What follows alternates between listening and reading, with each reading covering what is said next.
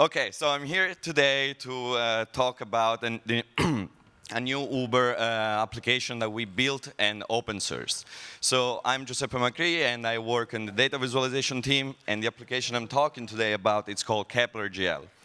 I would like to maybe apologize for the slides. I'm not sure you guys can see them clearly, but we'll have a workshop later, so if you want to follow up, you can join the workshop later.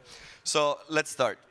So one of the most important resources at Uber is data. We collect a lot of data, especially GPS, geodata. So as you can imagine, we have a lot of cars.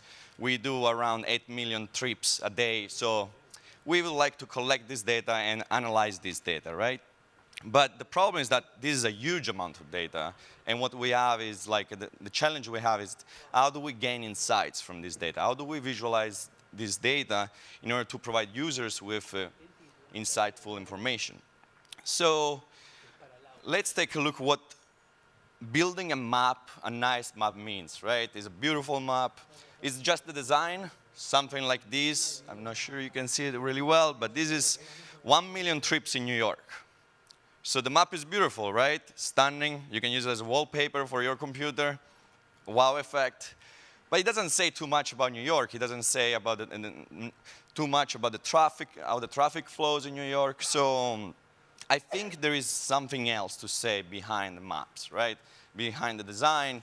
And we should focus also on the knowledge, on the domain knowledge of the data to gather more insights. So the data visualization team builds a lot of maps. Believe me, we build several maps per week, and that's why we decided to build Kepler Gl to give the users the ability to build, give the users the ability to create maps on their own. And these are some examples of the map that you can see. There are a lot of arcs, and they're really cute. But let's focus on the other part of building a map, right? So insightful. We want to get insights. We want to understand the data behind. We want to understand the patterns and do the data processing. So let's take a look again at this video. So this is London, a few hours of London trips. And as I said, this is beautiful. You see that there are trips going around, cars, and it's stunning. But it doesn't really say much about London. So we understand, yeah, there are cars in London, there are trips, that's beautiful. So let's talk about another example that we had to build at Uber. I'm not sure you guys can see it really well, but on the right side, there is a map of San Francisco. And what we're talking here about, it's called Uber Pool. For people who are not familiar with Uber Pool, so Uber Pool is the shared version of Uber. So basically, multiple people share the same car to go to close by locations, right? So we wanted to tell a story to people, to the cities, to Department of Transportation, what kind of advantages Uber Pool brings to cities, bring to users, right? So, and we did a simulation. So, and the simulation is, what would happen with the same amount of people on the road without Uber Pool, without the regular Uber? Well, what will happen is that you will get a lot more traffic, a lot more congestion for the city, and a lot more pollution. So we were able to tell this story because we had the means and the tools to understand the data behind. We wanted to reach an outcome and tell this story. So while building Kepler, we decided to keep this in mind and not to build a tool just to show beautiful visualization, but also to gain insights in your data. So the tool must be smart to understand your data and tells you something more than just a visualization. So, and that's why we built Kepler. It's an in-browser application. We know browser is the most used application right now. And you can actually deal with millions of geospatial data, so easily. So let's talk about Kepler. So in this, this is some of the features that Kepler provides. As I said, it's a web application. It's client-side, completely free, open source, and it works completely on the browser. It doesn't require any server connection. It doesn't require any third party, and it takes advantage of WebGL technology to be really fast and GPU computation. Some of the features are actually built on GPU. He offers a lot of qualities like filtering and aggregation on always on the client.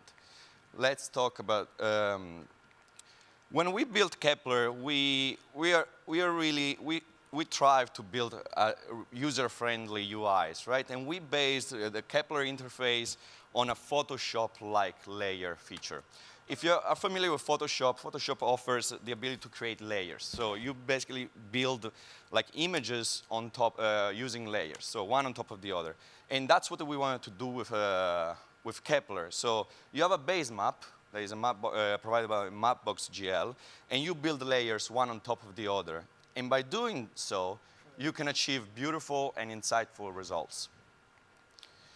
So what I'm going to do right now, I'm going to do a small demo. It's a few videos. So what you guys are looking at right now, it's a data set that we found for the city of Buenos Aires. So if you're interested in this information, you can follow up with us at the workshop later, and I will give you the information about the workshop. So what are we going to do during this demo? We're going to upload the data. So Kepler is a framework that is agnostic. So you can have data in CSV, JSON, shapefile, and we are adding more and more types soon. We're going to show how to filter data, how to use some features like time filtering and time playback. And we're going to show something really interesting, that is the aggregation. So basically when you want to create a cluster to gather insights on your data. So let's take a look.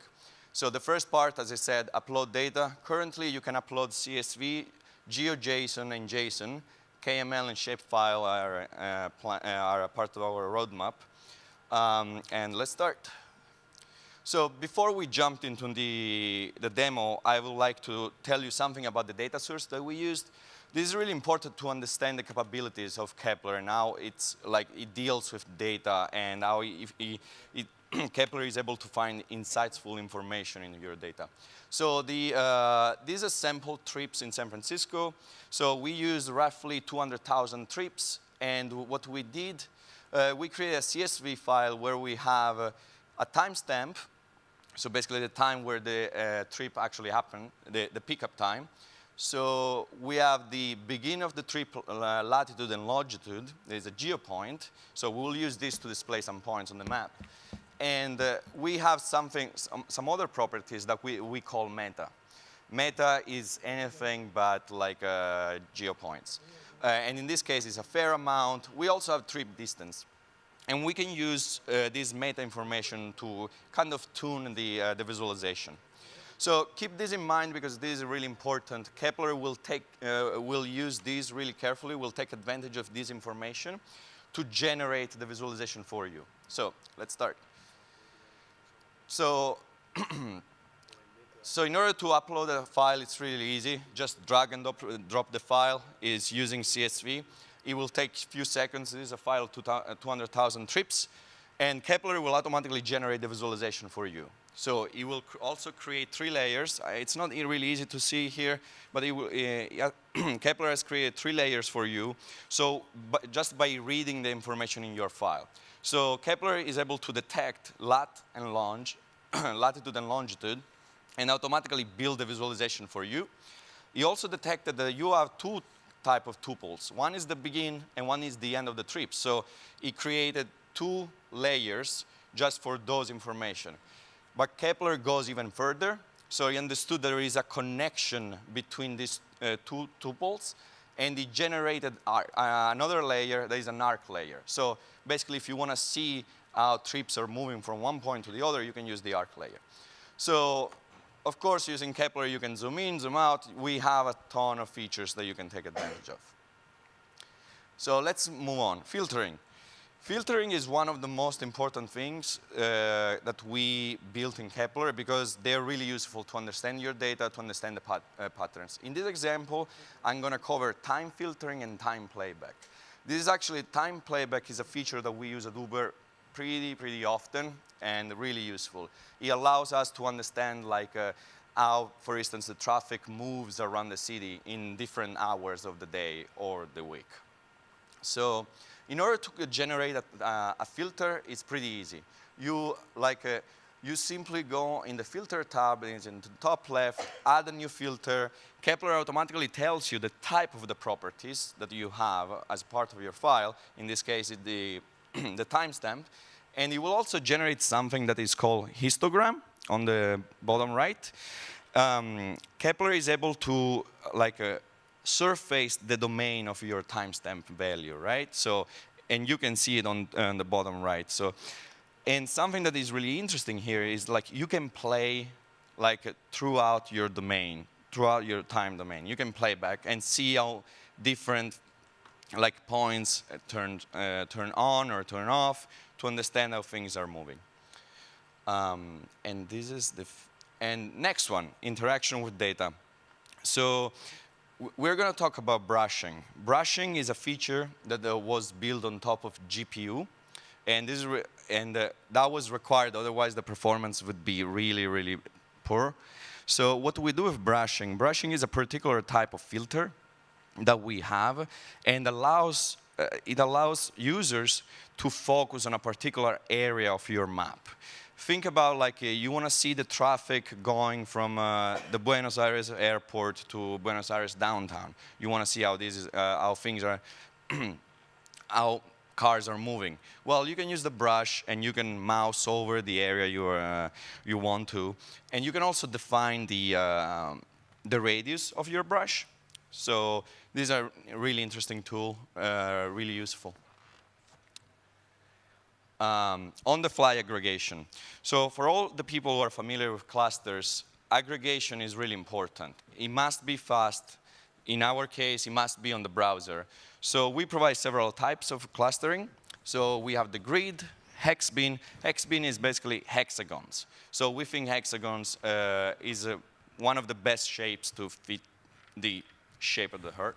And that's what we use at Uber. So we also provide heat map. And we provide the aggregation by average, sum, mean, max. So let's see an example. So as soon as you upload the data, like we did before, you can just switch one of your layers, so you can create a new one, to match the xbin property.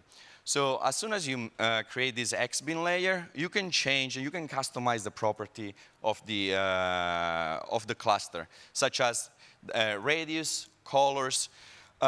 Certain people miss the importance of colors and how they fit in your palette, but by switching colors and properties of the color, you can actually gain a lot of insights on your data. For instance, if you go from a palette that is quantile to quantize, quantize allows you to find allows you to find hotspots in your data. In this case, we found out that the downtown San Francisco has the biggest number of trips, and also the Oakland airport down there. So geometry layers, this is really important, and we use it all the time. So on the right side, you see a screenshot of the San Francisco topography, and the palette that we use is based on a property that is the height of the shape. So we offer two types of geometry layers. One is GeoJSON and one is WKT. So what we can do with shapes, we can, show buildings on the left side. And on the right side, that's actually a map of the data collected by the census in New York, where each shape represents a particular area, and the height of the shape represents the number of people that you have in the particular area. So by simply looking at this map, you can say, okay, I see a few areas orange, I see a few red areas, so I know exactly. So I'm trying to tell a story. I know exactly where the majority of the people are. So behind Kepler, this is this same screenshot of Buenos Aires with different information. So what kind of tech stack do we have behind Kepler? So Kepler was built using React and Redux. So it's a JavaScript application and is embeddable. So if you want to embed Kepler in your current application, you can easily do. And it's based on Mapbox.gl. Mapbox.gl is a highly customizable and really fast implementation of maps using WebGL. So this makes things really easy. We built a wrapper around the map.gl that's called React Map.gl. If you ever worked with React, So this makes the use of the Mapbox API really easy. And last but not least, Uber.Gl. So this is another library that we built. So all the layers that you have seen so far are built using Uber.Gl. It's really fast, really, really efficient library. With this, I would like to thank Shan, who unfortunately she couldn't be here today. She did a great job in Kepler, 90% of the job. I would like to thank David, who is over there. I see you, who worked with me for the presentation. And I would like to remind everybody that we have a workshop today. It's a Sala de las Columnas, sorry for the Spanish. And it will be 1:30 p.m. today. And we're going to cover real use cases and how to embed Kepler Gl in your JavaScript application. And we're going to go over the extended version of this presentation. So thank you for attending, and I hope I'll see you guys later at the workshop.